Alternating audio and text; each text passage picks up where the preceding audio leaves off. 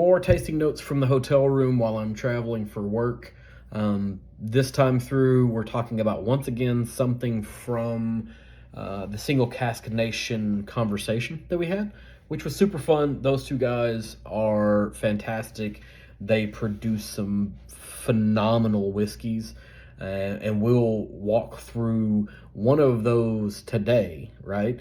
We're actually going to talk about something that was shared with me from David from Whiskey Ring Podcast, and this is going to be the Single Cask Nation, and you can't read this because it's cursive, and they don't teach that anymore, right? No one knows cursive.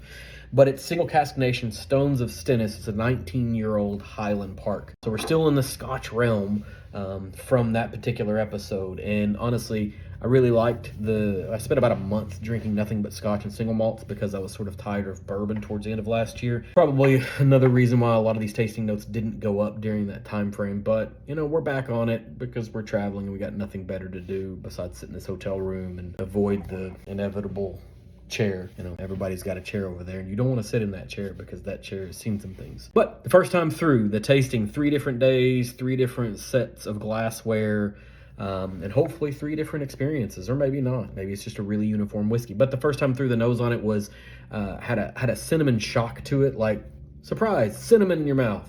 Then some pancake syrup that was on meat, like it bled over onto the meat on your breakfast platter. Charred peppers, and then citrus. And the palate on it was like an old campfire, one that had gone out and you came up on it later on. There's a little bit of a spiky tobacco note, some light melon. The finish on it was pepper, red rope licorice, a little bit waxy from that, and then a floral arrangement. The second time through that I tried this, the nose on it was red fruit. Not smoke, but the smell that theaters or theme parks will use to make you think you smelled smoke. If you know, you know. Pirates of the Caribbean, it is what it is. It was bready, gingery without the gingerbread, and then caramel. The palate on it was a light fruit, a light nut, a light bread, maybe a little bit of a charcuterie board. Maybe that was just me being hungry that day. I don't know. And the finish on it came off like a red wine sangria finish. And to be honest, like, it's not really a red wine sangria finish. It's just what it reminded me of. And then the last time through, the nose on it was spicy caramel, orange, hot tea. The palate was chili oil, orange zest, not sweet, but sweet. And then the finish was a citrus pith. I really enjoyed talking to those guys.